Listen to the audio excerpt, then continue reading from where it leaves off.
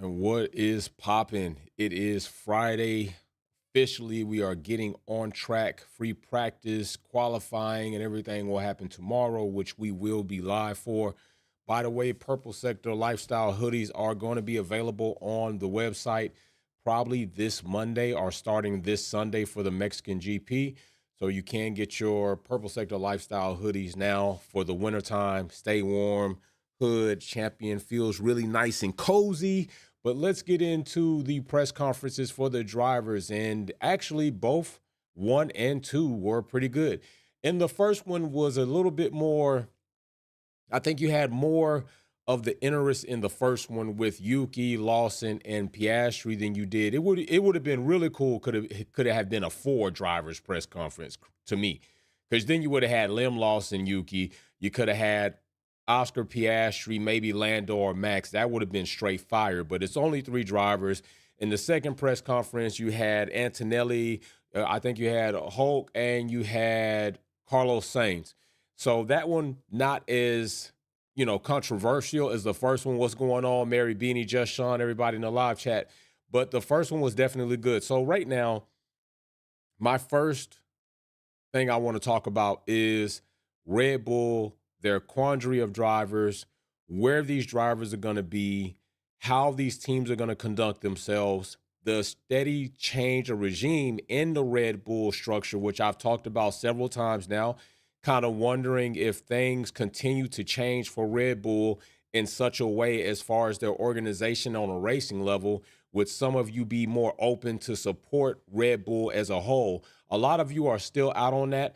I also am still out on that, as Red Bull is a company, knowing the things that they've done, the things that they still kind of consistently do. But I would say that it is changing. The environment of Red Bull is changing. And with the environment changing and Mickey's going up to Red Bull actually working with Yuki, we've seen those things even change. We've seen situations where Yuki has been given updates that he should have already gotten, that Max Verstappen only gotten. We've seen Helmut Marko try to claim that he didn't know that Yuki didn't have these updates. So I think before, where we all were kind of in a very controversial state about Hadjar being moved up, because let's just keep it real. This is not all about just Yuki and Lim Lawson. This situation with the driver movement heavily involves Isaac Hadjar, as his rookie season is looking pretty nice. But up until now, what's up, Darth? I think a lot of us were absolutely true with saying that moving into that second Red Bull seat is a career killer. And it necessarily wasn't a career killer because of Max Verstappen, although a lot of people tried to make it about Max Verstappen. It's a career killer because the team makes a Max-centric car and program. Max doesn't drive both cars, okay? And Red Bull right now is suffering in the Constructors' Championship because you don't have two Max Verstappens to drive the same Max Verstappen-centric car. You got two drivers that have maybe two different driving styles or even slightly different, and then you're generating and creating and updating a car that really only suits one driver. And Red Bull have shot themselves in the foot with this type of ideology, with this type of method. It hasn't worked for them in the Constructors' Championship. But those things are changing. So it's not only Yuki who is likely looking to be out, it's Isaac Hadjar who is likely looking to be moved up. And I know at first he talked against this. Isaac really wasn't for this, which I applaud him for, because sometimes you got to know when to stay, right? It's like blackjack. You got to know when you need to stick. You want to take another card, you're looking at busting, the house wins, and you lose your money. But right now, odds are looking a bit better for Isaac in this situation. So if Hadjar continues to have the season that he's having, in my opinion, I still think that Yuki needs another season, or at least half of the season, or at least to go through full testing and to start the season. You're not losing anything, and Hadjar is definitely not losing to me by continuing with the race with V-Card. All right, it's all upside. But I think it also gives Hadjar a little opportunity to sit back and watch how Red Bull continue to either grow, or will they get stagnant, or will they revert. Three things can happen. Red Bull Racing, as the senior team could continue to grow, they could remain and find themselves stagnant, or they could revert back to the ways that they were, which would make that number 2 seat not so appeasing for Isaac Hadjar. As far as Yuki would be sitting there still trying to figure his way out and move forward. As far as Lim Lawson, he's just going to be there. He's just going to be there. But it also could be likely that all of these things happen to drop. Lim Lawson and Yuki become teammates again at VCarb, and Isaac Hadjar is racing for the Red Bull next season. So we do have another driver's battle within the same team organizational-wise at Red Bull, just as we're having a battle at McLaren between Oscar Piastri and Lando Norris, which this is absolutely not surprising. It is not surprising what we've heard in regard to the consequences of Lando Norris being lifted and is just completely absolved. I don't think that was a hard decision for them to make. I don't think they said, it doesn't matter. What you did was you put yourself in the situation and you made contact with another car and then you hit yourself. And then Lando Norris, now both cars are out because Oscar Piastri on the switchback, which could be debated, right? It could be debated that maybe Hulk shouldn't have been in there and Oscar didn't see him.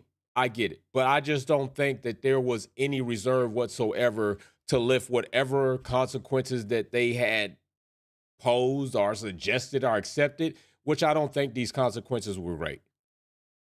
I don't think they were great at all. And right now, what really needs to happen is Oscar Piastri needs to tighten up. And the papaya rules are flawed. And if anything, McLaren needs to firmly understand, as I've said it before, that they will look absolutely irresponsible and ridiculous if Max Verstappen is able to come back into the fold and win this driver's championship. They're gonna look ridiculous. But before we get to that, let's also talk about the second driver's press conference, which really, to me, the interest in there was Carlos, Kimi Antonelli, Carlos getting a penalty for the situation that took place on track. I went back and I watched that several times. And I think the penalty on Carlos Sainz is a bit harsh. In my opinion, I think the penalty on Carlos Sainz is a bit harsh. I think that they gave him a 5 grid place penalty. I think a 5 grid drop penalty on that. And I'm really not with that. Honestly, I think that to me was a little bit much. 5-place grid drop on Carlos Sainz for that situation, I understand. They both paid a penalty, but the consequence of your actions should not be tainted by the aftermath of the situation. That can be an addition to, but I don't think it should take away from how you should be penalized. And we see the stewards do that quite a bit, right?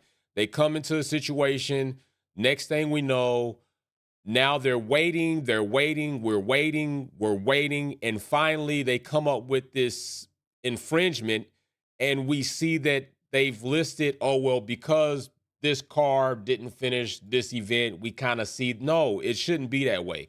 Whatever the action was, that action should be judged based on that. Whatever the following and extending consequences are, then if you want to do additional because of that, okay, but in racing, that's kind of, but there shouldn't be, okay, well, since you didn't finish the race, although you caused the incident, there's no penalty. So car 55, and I think we could just kind of bring this up. We can go ahead and bring this up real quick so we can see it together and talk and just kind of look it over. But I think this is it right here. I believe this is it. Excuse me if I'm incorrect, but yeah, this is the 19th right here. So we're at the United States GP. But car 55 collided with car 12 in turn 15. Appendix L, Chapter 4, Article 2 Delta. We've been here several times. This has been cited several times throughout many infringements, so we don't have to go into this Appendix L. We've already talked about it a few times. But we're talking about a 5 grid position drop in Mexico for this, and a total of 2 penalty points, which will give Carlos 4 penalty points in a 12-month period, leaving him, all right, leaving him 8 more penalty points to get before he faces a race ban. Considerably a bit with Carlos. That's a lot of space for Carlos, all right? But here, I watched it, and I just think they again cited here prior to the apex was the full axle of 55 alongside or ahead of the mirror of car 12. Therefore, according to the standard guidelines, car 55 had not earned the right to be left space at the apex. Now, what's oddly funny is we have a lot of people that come here and have this input that they are all-knowing Formula One gurus. And so many of them have come here to this channel acting as if they know so damn much more than us and have so much of more of ability to research than us. And I've showed them several times a visual display of the guidelines of having the right to the apex, and they say that that's not a real thing. Several times. It's almost as if they're Trump supporters. It's almost as if they're MAGA supporters. I've showed them these graphics several times, okay?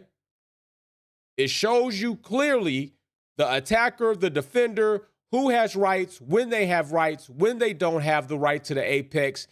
And this is a letter of a guideline that we've used several times to try to deduce what we think.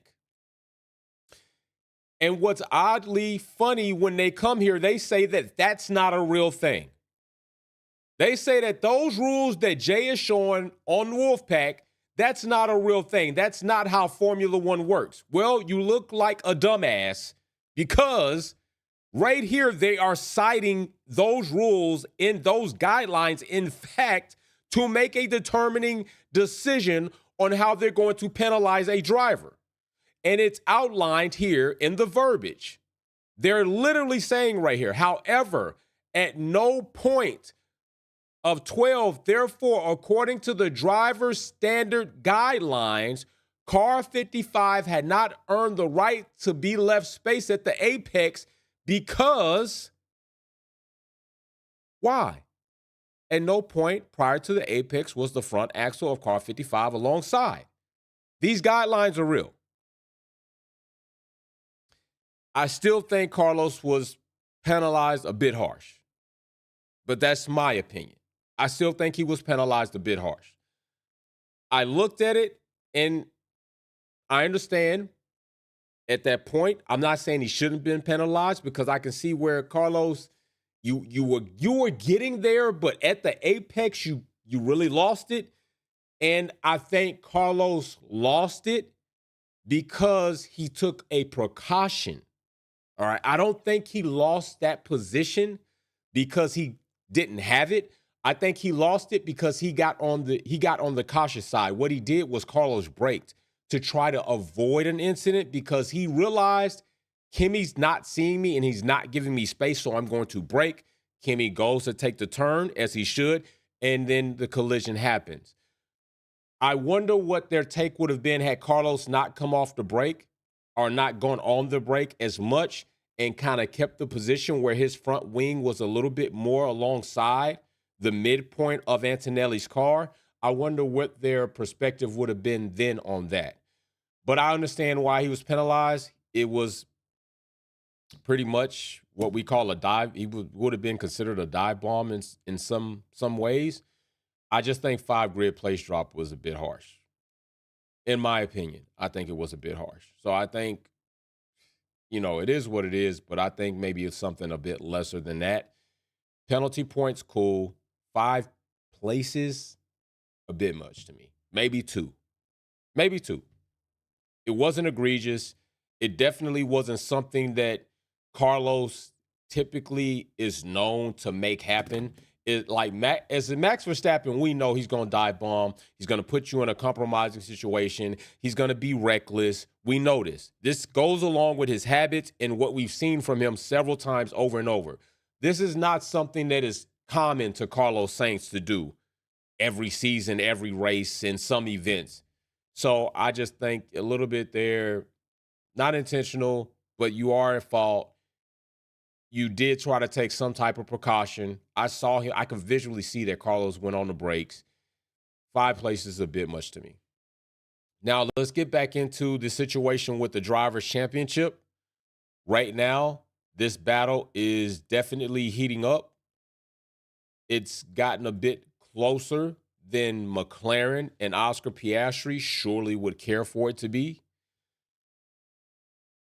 It's 40 points for Max, under 20 points for Lando. If I think it's around 14 points for Lando, 40 points for Max, and that's a bit close. We are nearing the end of the season. We are nearing the end of this season. All right, we are getting very close. I think right now we are in round 20. I think we're in round 20 right now. Let me check. Round 20. I know we're in Mexico, of course, but I think we're round 20. We are round 20. So that means after this weekend, we have 4 more racing events on the calendar before we are seeing ourselves with either a new Formula One champion or again, for the 5th time, Formula One champion. So it goes the same way. Either Oscar Piastri or Lando Norris are going to get the Drivers' Championship, or Max Verstappen will get another championship. And so, like I said, everybody, big shout out. Purple Sector Lifestyle hoodies will be on the website probably this Monday if you want to grab you one. They are nice and cozy. But yeah, I think that is it. And I think the bigger story here is not about Max and a supposed comeback. Max hasn't done more than McLaren has done less. And what I mean when I say that is McLaren has made more mistakes. They have functioned in an inoperable way to win a driver's championship. And they have allowed their drivers, specifically Oscar Piastri, to be exposed while leading this driver's championship. And I think the bigger story is the failure of McLaren 2 seasons back to back to protect one or both of their drivers in the driver's championship. Last season, they failed Lando Norris, which they should have protected that. This season, they have epically failed Oscar Piastri because Oscar Piastri has led the driver's championship in a far more superior way than Lando Norris ever could have last season. There was no reason at any point in time when Oscar gained control of the driver's championship to exceeding the points lead on the driver's championship to right now where they shouldn't have said, we're protecting that. Not only are we going to get the Constructors' Championship, but we are also going to obtain the Drivers' Championship. And unfortunately, Lando, as we thought it would be the era of Lando, it is not, but we are getting that. And we're not leaving it up to any more chance than we have to, because everything has a chance to it.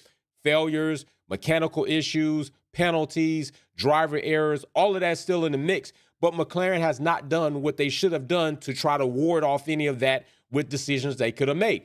083 in the Super Chat says McLaren mismanagement in the main thing about this season. For sure. I agree. That is the bigger story. That's the bigger story. It's not going to be the Max comeback.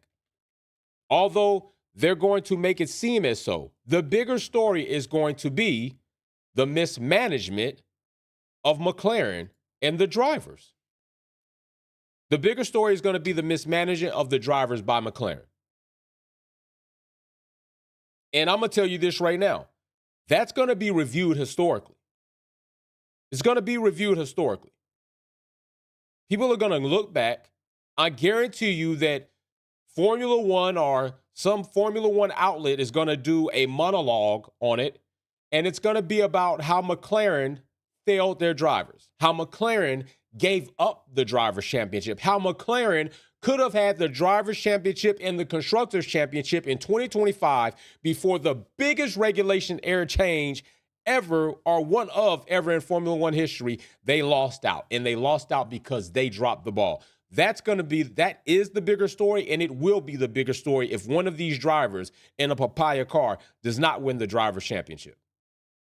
It won't be about Max and some comeback. Max is driving consistent. Red Bull have definitely made some updates that are a little bit more beneficial, but the bigger thing is here, McLaren is screwing up, and they have screwed up, because if they had protected these points by Oscar Piastri, Max Verstappen would not be 40 points within striking range of the Drivers' Championship. And Max is not to blame for that. Red Bull is not to blame for that. They are doing everything you're supposed to do with being a Formula One team. As a matter of fact, they're doing it a bit better in some ways than they have before. Asymmetric braking, anybody want to take some of that? A legal floor, anybody want to take some of that? This season, we could even debate that Red Bull weren't in accordance with the front wing changes. So that's still a looming cloud, although not as big as the asymmetric braking situation. It's still a looming cloud, but still, I'm not taking what I've said off the table, that if Max wins, this will probably be his most legitimate championship ever in all 5 if he gets 5. Still won't be the GOAT. You can't be the GOAT and have less championships. You can't be the GOAT and not have the historical accolades of everything. You can't be the GOAT. You're only the GOAT after you do that. Max won't be a GOAT even with 5 championships. He'll just be the most accomplished driver out of Red Bull, beating Seb, who had 4 at a younger age, consecutively, in more competition. He'll have 5. Won't be the GOAT. Won't be the greatest of all time. He'll only be that to delusional people who just want to see a different face at the top other than what is already there by Lewis Hamilton. Statistically, he's not better than Lewis Hamilton. Achievement-wise, he hasn't achieved more than Lewis Hamilton. He doesn't have more championships than Lewis Hamilton. Doesn't have more fast. There's a lot of things Max doesn't have. And all while Lewis Hamilton, for 4 seasons now, has been in a subpar car with a team who can't find their head out of their new asshole. Mercedes ran a poorly aerodynamically designed car for 3 seasons till they got on page with saying, okay, this is not going to work. Ferrari sold a bag of goods to all Ferrari fans, including the 2 drivers, and could not compete the way that they claimed they would have been able to compete, changing 90% of the car. All while Lewis Hamilton has been on 4 seasons of our team, all while still running top 5, not able to compete for a championship. What will happen if Lewis Hamilton gets a car from Ferrari? I don't know. I can't even think about that right now, because Ferrari is not giving us enough to even consider that as a legitimate thing right now. It's not something even legitimately that you can say, I can look for that. You can't look for that. Ferrari's not giving you a good reason to look promising on next season. They're not. They're always too little too late. And unfortunately, I have to wonder if their surge of performance is because other teams are already looking ahead and saying, we're kind of done for the season. So, yeah, we'll see what happens this weekend. I told you this, and Vegas is a pivot point for sure. Mexico and Vegas are going to be 2 extremely important events that will greatly show us how this championship battle is going to look in Abu Dhabi. Mexico and Vegas. So we'll all see. We got a good weekend ahead of us. All teams have more time to get their heads wrapped around how they're going to proceed this weekend. 3 free practice sessions, 3 qualifying sessions, and the race. Way more time to figure it out, way more time to make adjustments, way more time to look over data and apply different ways or methods in which you want to proceed going forward. So, and there were some things that we also could talk about, but we're going to leave that for another date. At least I'll leave it for another date. But let me know what you think below in the comment section. What are you anticipating for this season? How do you feel about the way McLaren's continuously handling these situations? How do you feel about McLaren removing the consequences of Lando because of the situation in Coda with Oscar Hulk and Lando? What are you thinking about with Max Verstappen? What are you thinking about with Red Bull and their plethora of drivers, which can see the landscape of Red Bull change in their driver seats? What are you thinking about that? Drop it below in the comment section. Big shout out to everybody. We will be here live continuously through the weekend because we're in Mexico, baby, and it still doesn't feel right without Checo Perez. I'm out. Peace.